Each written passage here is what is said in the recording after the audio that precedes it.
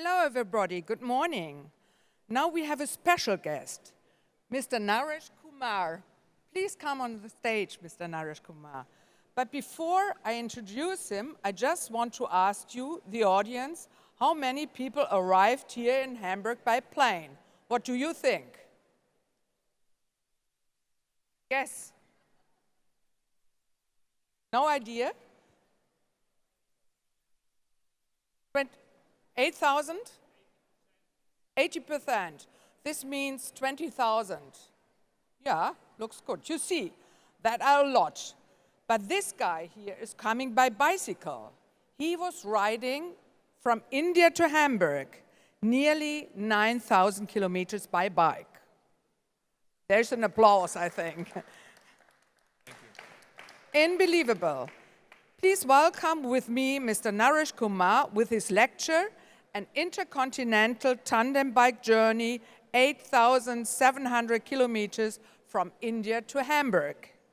Thank you, dear Naresh. Congratulations to your special journey, but tomorrow you are flying to Los Angeles. Yes. It would be impossible to do it by bike.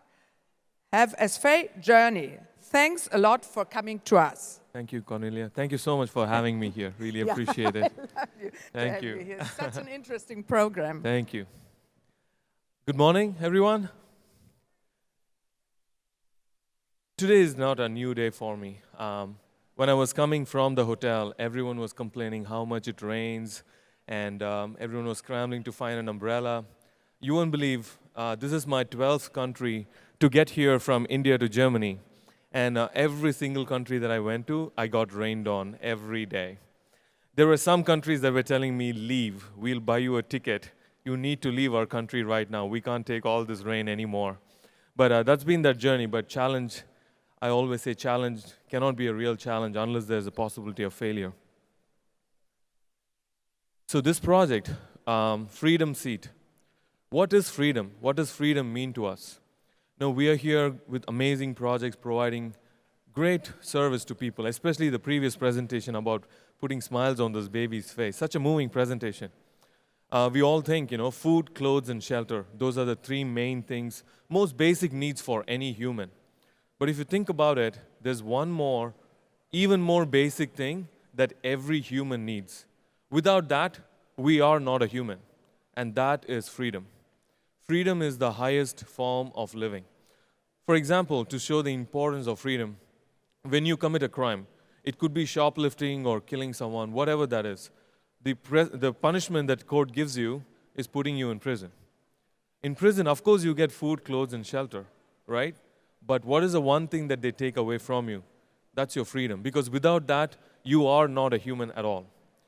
But, yes, when you commit some crime, you are in prison, losing your freedom is different, but there are 40 million people in the world who haven't committed a single crime. Yet, they are all stuck in slavery. We call it the modern day slavery. So that's what we are trying to provide to these people, 40 million of them.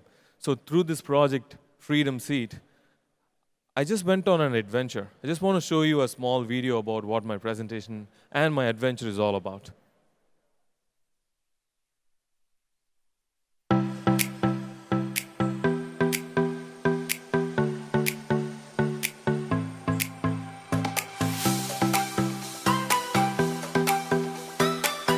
Hi, my name is Naresh, and I was born and raised in Chennai. I studied in MGR University, and then I moved to the States. I've always loved traveling, and I'm a long-distance runner and a cyclist. So as a part of my mission, I decided to go on long-distance adventures to raise awareness and funds for stopping human trafficking. So I'm going on this big adventure where I'll be cycling from Chennai all the way to Germany. So ride with me, bring your bike, and pedal with me, and let's end this forever.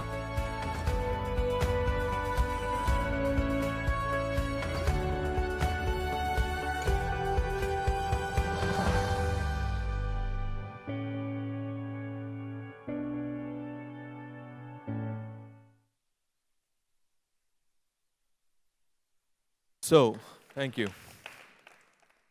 So on February 27, started my adventure in Chennai, India. Chennai, a suburb of South India, one of the biggest city. I set out on a journey on that bicycle. And pretty much everything I carried for the next 84 days is strapped to that bicycle. And we all have friends who run marathons, who climb mountains to fundraise. But have you ever given a thought as to why people have to go on extreme adventures to raise funds? Why run marathon to raise money? Why can't you just sit behind a computer and say, hey, I'm doing this for a good cause, give me money? Why do you have to push yourself, punish yourself?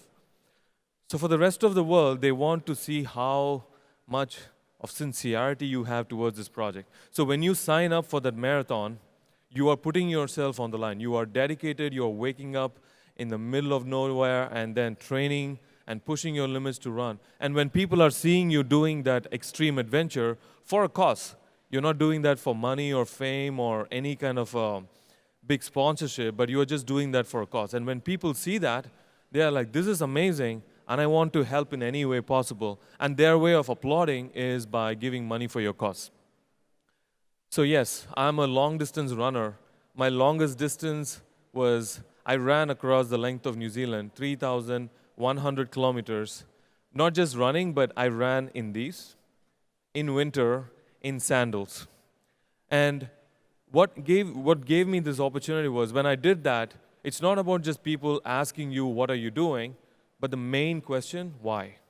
Because it's not about the what, when, where, how, but the most important question is why. And when people ask that why, it gives you a real big forum to talk to them and say why you are doing this thing.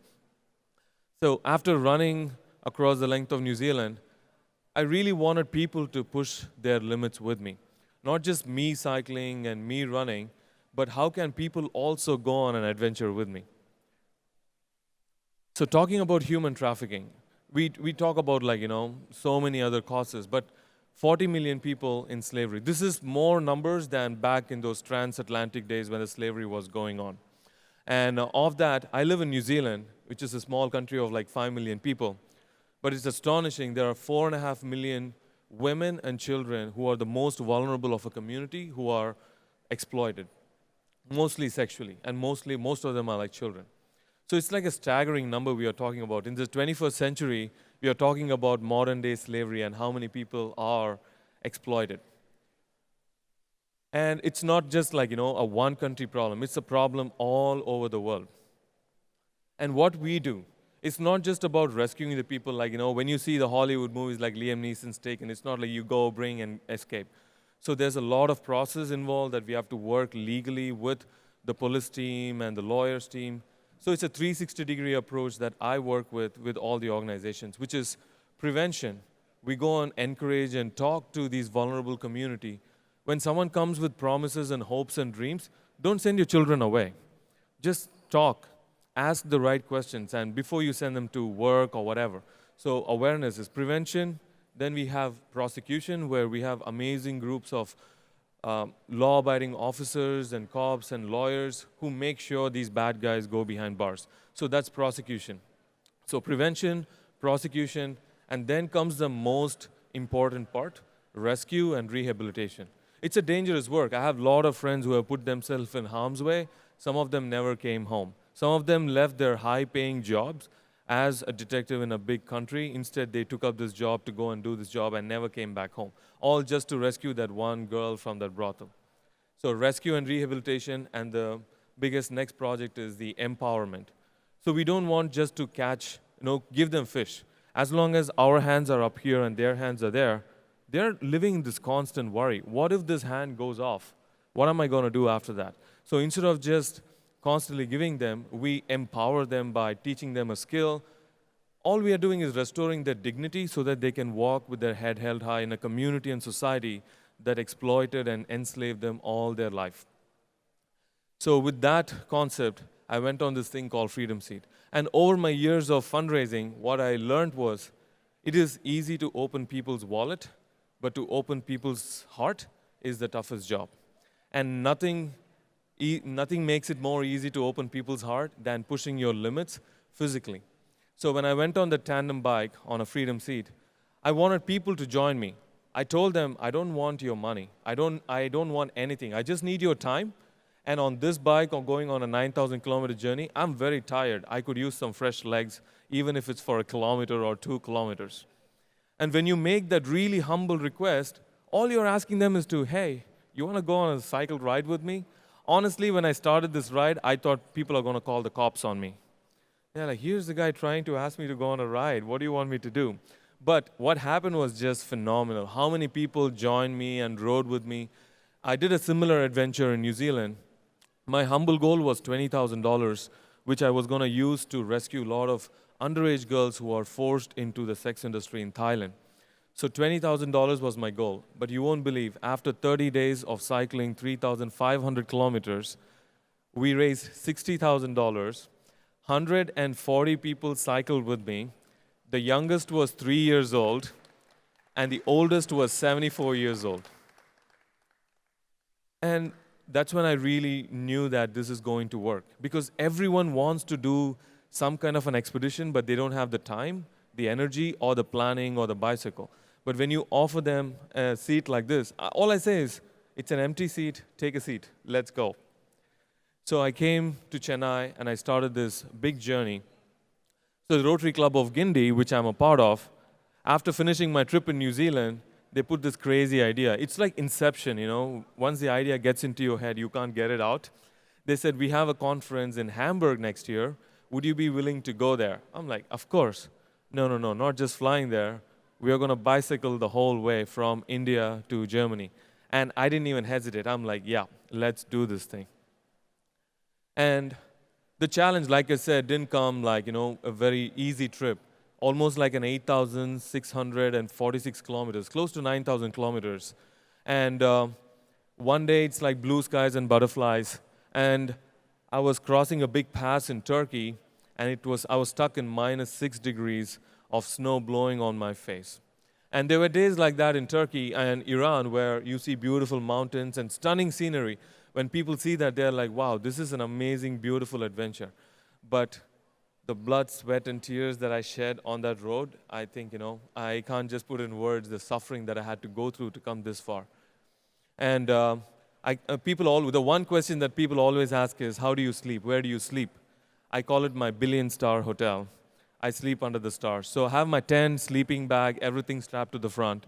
I ride from sunrise to sunset, picking up as many people as possible, telling them a story as to what we need to do about these children and women and men who are exploited, and what each of us can do to help them. And at the end of the day, when I can't ride anymore, when the sun goes down, there are bedrooms like that I sleep in the middle of nowhere that I call as billion-star hotel. And why, again, a tandem bike? There's a clean metaphor, right?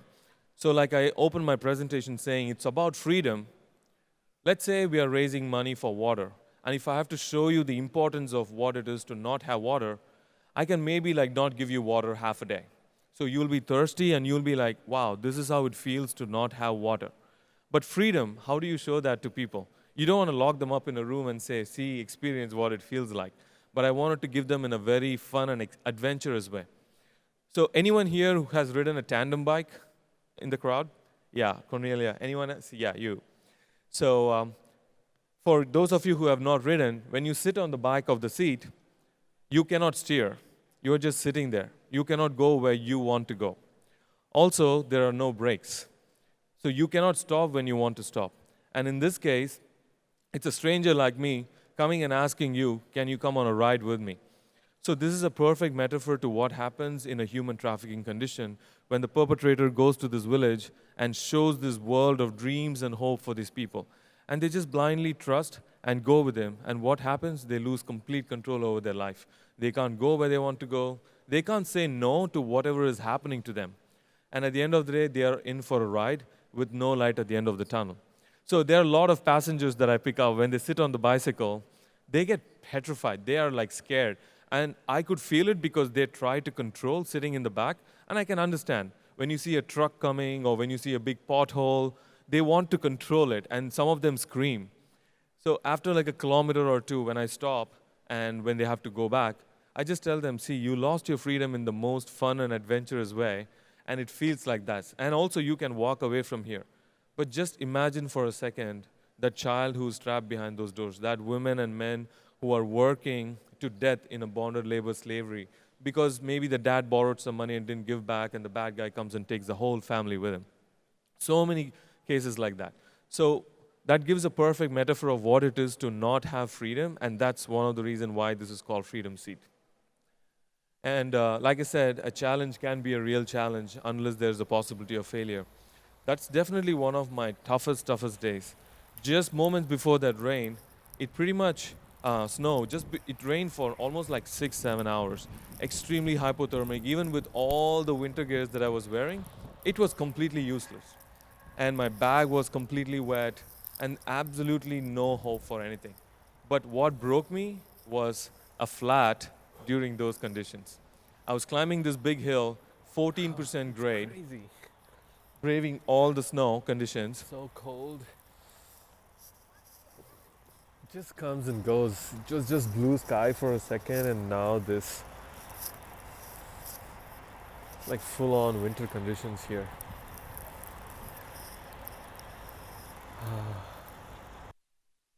There were so many times that I wanted to walk away. I wouldn't put a brave face here saying I wanted to do this, but even through moments like that, when I have to take off all my gloves to touch that ice-cold rim of the tire, and my fingers weren't even working. So cyclists here know what that pain is to fix a flat in cold winter conditions. And pumping that tire, and every minute of that, the only thing what I was thinking was, why am I doing this? I'm not going to get anything. Getting to Hamburg, I'm not getting anything. There's not like a big check waiting or sponsorship or anything. My why is to rescue that child. When I was in Nepal, when this man approached me, he thought I was like a big-time Everest mountain climber from foreign country loaded with money. When that man approached me, the first thing he said was, where is your hotel? What's your room number? And how many girls you want for the night? He didn't say girl, not a singular. He said plural, girls. And it almost sounded like a food delivery. He said, what's your room number? We'll bring them. And when you're done, just give a call and we'll take them back. And then you are just standing there helpless. You can't go and tell anyone. And this man just walks away looking for his next customer. So all those conditions, when I was in India, when I saw this bonded labor slaves rescued, who are getting paid $2 a week, work 7 days a week, 15 to 16 hours a day. They were skin and bones. And when we found them and we gave them a decent meal in the police station while the case was getting registered, when they took a bite of that best curry rice, they had tears in their eyes. They said they haven't eaten anything like this in years. And their wage was $2 per week. So when you see all those people, and that's what you're raising money for, that pain and suffering is nothing. Because I had an out. I could just throw the bike in a ditch and walk away from that, but not for those people. And all my supporters were giving money and help from all over the world. So I picked up myself. There were so many moments I was crying on the side of the road. But I picked up myself, fixed that flat, and kept going. Again, a challenge can be a real challenge unless there's the possibility of failure. There was a lot of possibility of failure for me to get to Hamburg. But all said and done, this journey would not have been possible. I may have told everyone that I'm a solo and unsupported guy, but this would not have happened because without the countless road angels who helped me. So again, it was a rainy day. I had no place to go. That Iranian family took me inside their house, fed me.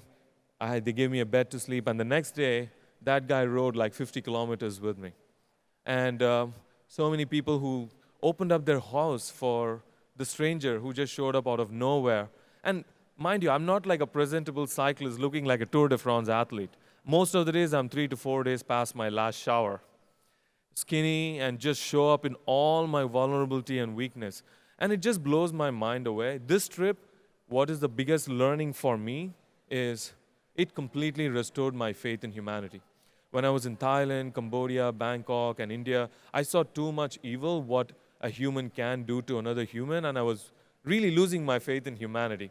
But on this trip, 86 days on the road, 74 days of cycling, 70 to 80% of the time, I was hosted by a random stranger. It could be as simple as an old grandma asking me to come inside and drink tea with her, or that old man who saw me in a gas station when it was pouring down rain, and I couldn't even speak the language, Google Translate wouldn't work.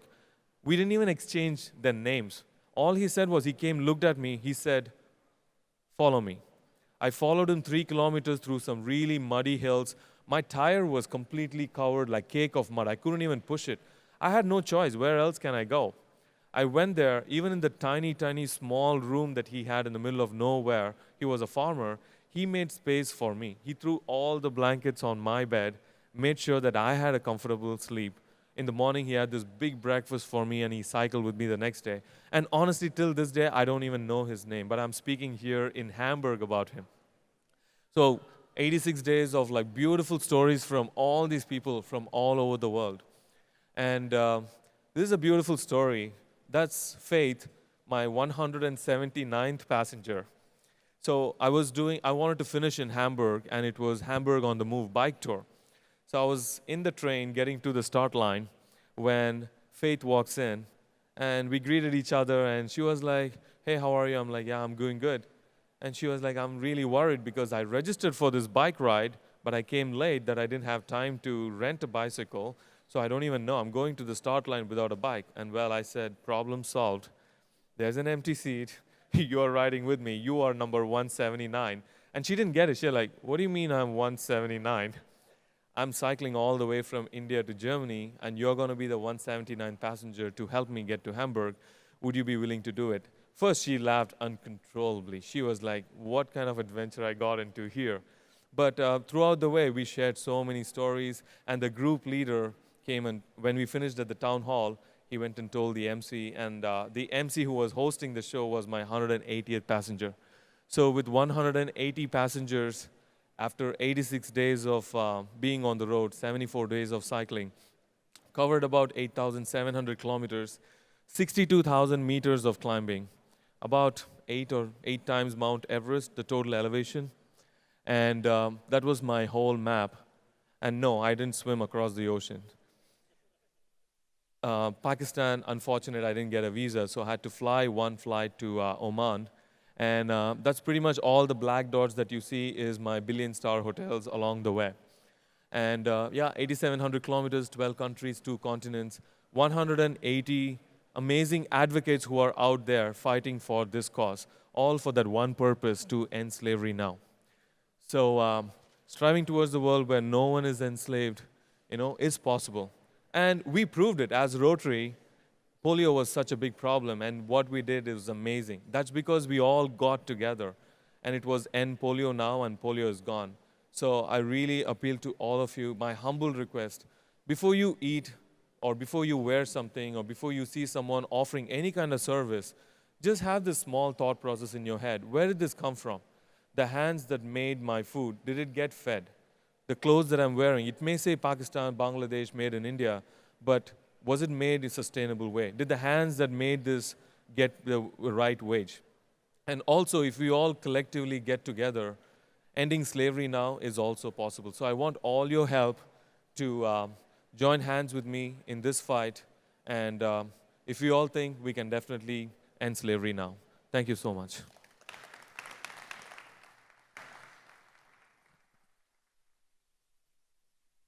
Yeah, thank you very much, Naresh, to share this really great, incredible story with us. I'm sure you will open the heart and the eyes of all the people you meet on your next journey. Absolutely. So you did open our eyes and our heart for the problem of trafficking. It was really incredible. Thank you. So may I ask you, perhaps there are some questions you would like to ask to Naresh, because this was so incredible that I think there are additional some questions, and he would like to answer them. Yes. Yes, please. Okay. Africa? The question was, are you having any Africa trip? Yes, I'm really planning on an expedition because I work with an organization called Crisis Aid, who help the women and children of Ethiopia. So definitely there is a freedom seat in Africa in the near future. And I would definitely need your help for that. Any other questions? You can ask me anything. What did I eat? Where did I sleep? Oh, you know where I slept.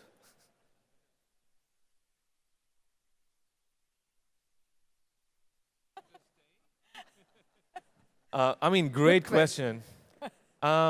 Romantically, no. I have a girlfriend.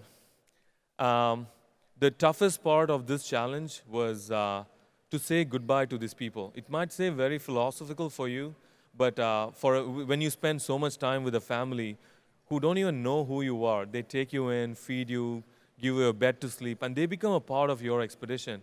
And it just makes you wonder why. Why are you doing this? If I come into civilization, parents pull their kids closer to them when they see me. They get terrified. They are like, who is this guy?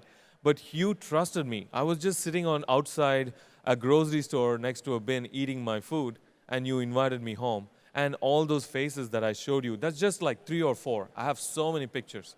But the next day morning, when they all come out, and there's this grandma who's hugging you saying, one more day, you are a strong cyclist. You can pedal faster and go to Hamburg. Just stay with us one more day. You just have to hold their head and say, I would love to, but I can't. I really have a long way to go, but I promise I'll be coming back. It's a promise that may or may not come true, but having to say goodbye to those people that I may never meet again is definitely one of the toughest challenges. And yes, there were so many days I just wanted to stay there forever. Great question, by the way. Excellent question. How much weight did you lose was the next question. An expedition like this, you know you will lose a lot of weight. So I kind of fattened up myself with all the curry that I can eat before this trip. But in spite of all that, when I stood on the scale after finishing in town hall, I lost 12 kilos. So someone suggested I should write a book saying how to lose weight. I said it'll be a very simple book. Chapter 1, buy a bicycle. Chapter 2, ride to Hamburg. Chapter 3, look good and live happily ever after. And disclaimer, you can eat all you want. No diet plan included with this book. Now we see you have ended the trip, but when you began, it should have been quite, everyone around you, your loved ones would have been quite anxious about this whole trip. And how did you deal with that? How was the process of acceptance, in particular in the perspective of your loved ones, and how did that come into play? Again, an excellent question. Well, a lot of emotional questions coming through. Imagine your parents sending off your kid, going through 12 different countries with no plans, no one to follow him, no support crew, nothing. And my girlfriend was in tears. She's like, I don't even know what I'm going to do. There is a good chance I may not see you because it's going to be a toughest thing. But again, an adventure like this and a cause that is so important, I just told my parents, Mom, I'm just cycling and raising funds and awareness. But I could tell you so many of my friends who are risking their life when they go into these raid missions and doing even more dangerous stuff. So, of course, there are a lot of risk involved, but I want you to let me go. And the only easy thing for them was my bicycle's name is called Kindness. And on my website, which is freedomseat.org, there was a link called Where is Kindness? So if you click on it, you can see every 5 minutes exact location where I am. So the only thing that I told people was, if you don't see the dot moving for more than 12 hours, time to call the cops. At least they know my last known location. So that was the only consolation they had where I am. But other than that, it's a tough challenge, but you have to do what you have to do. Yeah. Oh, one last. So what was your greatest fear, if you had any? The greatest fear, fear of losing, fear of not finishing. Because your dream is almost there. One of the toughest part was when I was in Vienna. The whole trip, when I got really, really sick, for 6 days, I didn't know what it was. Got some kind of a very crazy infection. Every 4 hours, I have this spike of fever, 104, and it will plummet down, and I have to wear 8 layers to beat this cold shivering. So it was going back and forth, and also battling that kind of a sickness, coughing, breathing problems, in that kind of a snowy, cold conditions wasn't really helping. So when I was in Vienna, my journey was about to end. My goal is right there, 800 kilometers, and Hamburg is going to be done.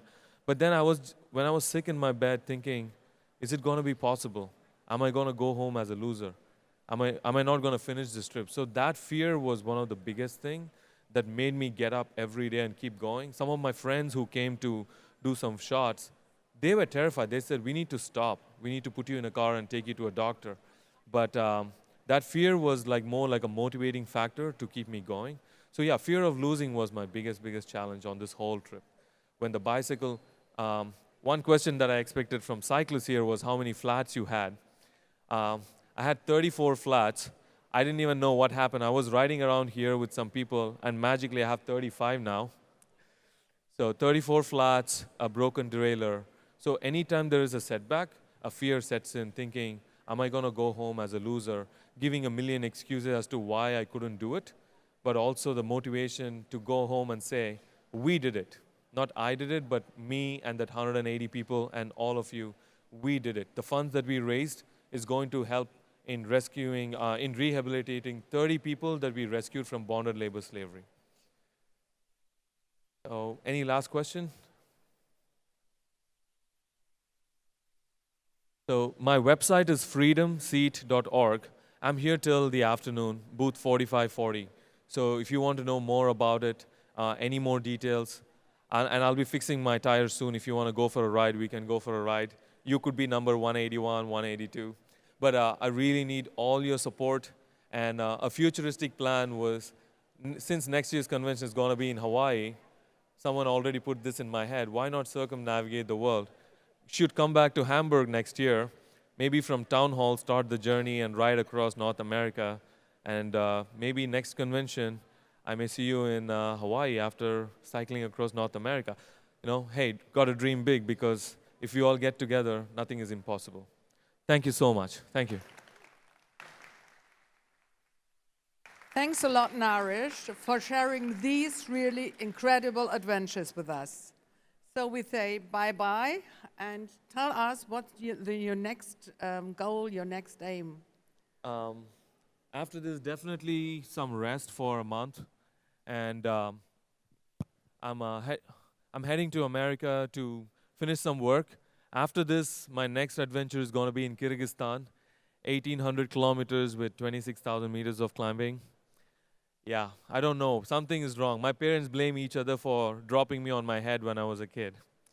And go back and work with the 30 people that we rescued. And we're going to really help them to not just like live a life, but how to live their life again, head held high with dignity.